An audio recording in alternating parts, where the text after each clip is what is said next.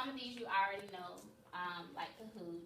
Of course, Kahoot is a website where you can use different quizzes, games, and surveys created by the teacher for the students to use. So most of you know about Kahoot already. Stop. All right, and Nearpod. Some of these we already utilized, but I just wanted to go over it. Nearpod is used to engage students to collect data and track their understanding. We want to use different things that helps us with keeping data, because the big thing is data. Yeah, basically. So you want to be able to pull things up and use it effectively, and Nearpod is one of those things that you can use. The next thing is called Front Row, and I have information on Front Row for you, and I did a printout of everything, and I'll make copies of it for you. But Front Row is like an adaptive program. It focuses on math and ELA in a personalized way. And so we can go to the websites too.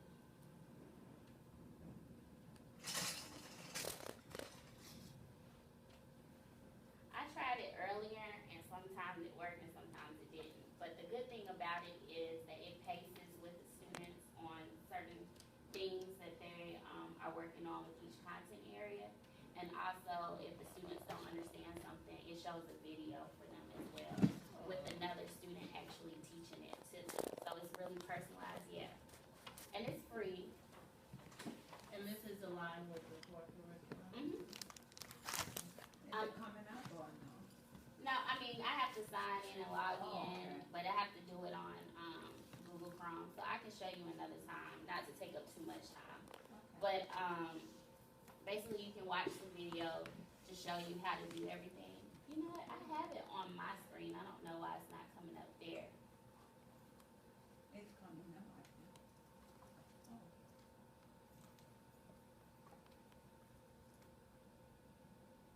I don't know what happened. FNA.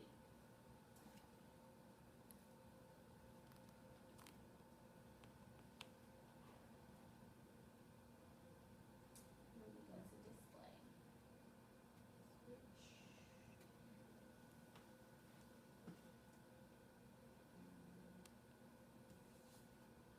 So this is the website here. But it gives you a free tutorial on how to access the website and everything. But like I said, it paces the kids. It also comes up with interventions for the kids as well. If they see that the kids aren't doing well in a certain area, it'll go back into a retention lesson for them. Those that are advanced, it'll give an enrichment lesson. And like I said, everything is centered around the student, and it paces them as where they are. And it's good, I think it's good, because like I said, instead of a teacher facilitating, they get to actually see videos where other students are teaching them how to do things. Do you have to kind of like go in and put all your class? Yeah, you do have to go in and you have to set up your class, but it's really easy. I tried to do it as an example, but I'll show you how to do it a little bit later. It's easy, but it took some time, of course, going in and putting in students' information one by one, but it's easy though, once you get started. And it also has a homework component too. So you can set things up for the students to do at home as well.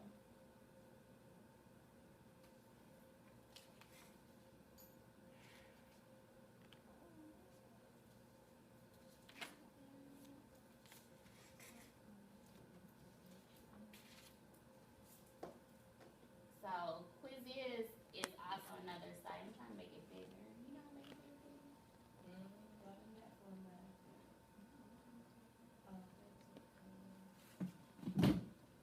Well, I'll just keep it this size. I know that y'all really can't read it.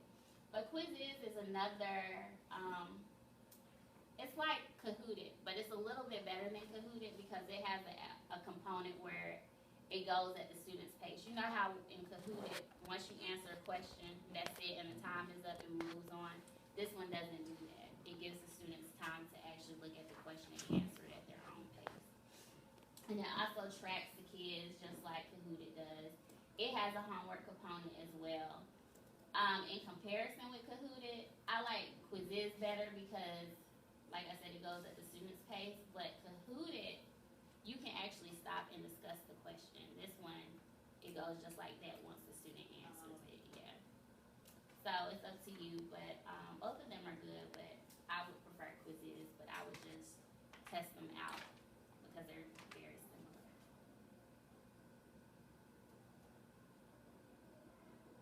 Now, Magna High is a math-based website. It's Common Core related. The good thing about it is it has lots of games, quizzes, and it also prints out a student report card too. So it's like a standardized report card based on how they do on this website. So you could use that for conferences, and you can show parents just, I guess, how they're doing. In comparison to Redbird, I kind of like this better because it's a little bit easier to manage and maneuver through. And you just, with the click of a button, you can just click out the kids' reports. It's very simple. See if I can go to that website. Now, the only thing with Magna High is that it's for kind of upper grades or your advanced students. Some things on here are things that our kids can do, but you just have to go through and decide, you know, what some of them can do. But a lot of the games are focused on like geometry. Yeah. And I'll print out the PowerPoint for you too. So that you can have it. That's it right there. Manga High, I'm sorry. Manga High. I think because I said it, I'm sorry. Edmodo, y'all know how Edmodo works. It just assesses the students by standards and kind of gives you a snapshot of where they are. Do y'all utilize Edmodo a lot? I really don't, but I've heard lots of people say that they use it and that you can use lessons with it. And yeah, I'm just gonna honestly, I have to practice with it too. But they say it's a good model with personalized learning, so we can all work together to utilize it in our classroom and to see how it works with our students. 10 marks. Has anybody in here used 10 marks? I've heard so many things about 10 marks. I use 10 marks. Right, I haven't personally used it, but I know lots of people say that it's a good thing. So you use 10 marks. Can you tell me a little bit? What I like about it is the fact that I don't have to grade anything. It actually grades their work, and you can actually print it out. I thought 10 marks would be something that would, if I ever have to have a, board again, what is that board right there called? Oh, the data wall? Data wall, it's Oh, good those for data. boards. Oh, it is. Oh, so you just go in and print it out. Is it kind of like, I wouldn't say like a Redbird, but basically, It's better than Redbird It to is? me. Okay. It has games as well, tests, mhm. all of this stuff. So you go in at the beginning and just put in your students' information. Mhm. Okay. And whatchamacallit set it up while I was gone though. Oh, Miss So- Armelin did. She sure did. Miss Armelin gave me a whole bunch of different websites, so that's another person that we can utilize because she knew a lot of sites that we can use. Padlet. Now, Padlet is something that I use in here, but it's kind of just like a board for the students to use as opposed to just writing their thoughts down on Post-its or on a whiteboard. It's an electronic version. It's just a way of them to take notes, and my kids love it because you can add pictures, videos. It's just a fun way for them to organize their thoughts. Has anybody else been utilizing it? I know I've had some of my students come to your class. Yeah, that helped me with it.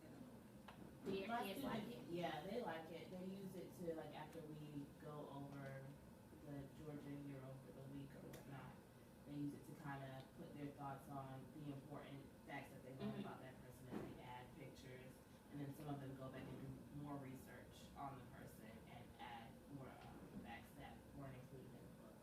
It's a good Padlet, and I take it for a grade. What about your kids? We just, remember when you introduced it to them, Mhm. they just played around with it, we didn't do anything. What I've been doing this week with my kids for science, I've been having them choose an animal of their choice and do research on the life cycle and put it on a Padlet. So y'all can probably do that, yeah. It's real easy. You don't even have to sign in for them to use a Padlet.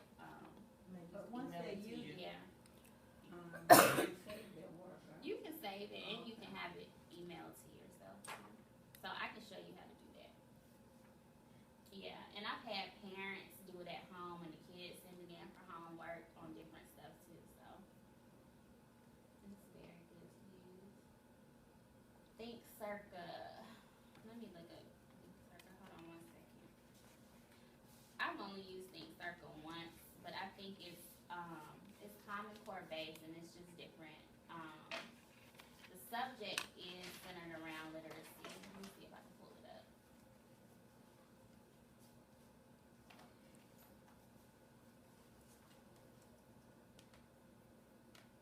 Yeah, it's not gonna work on here. Let me go to Google Chrome.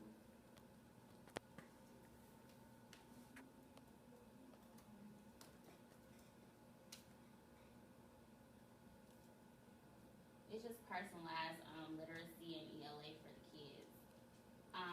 Like I said, it's centered around Common Core and it's personalized. I mean, I haven't really played with it a lot, but it's another resource that you can utilize within your classroom. I've heard good things about it, but we just have to try and see if it'll work for us.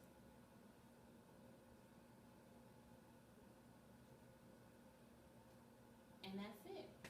Everything that I went over today, I'm gonna print out for you now, so you can have. Just play with the website. Let me know which ones you like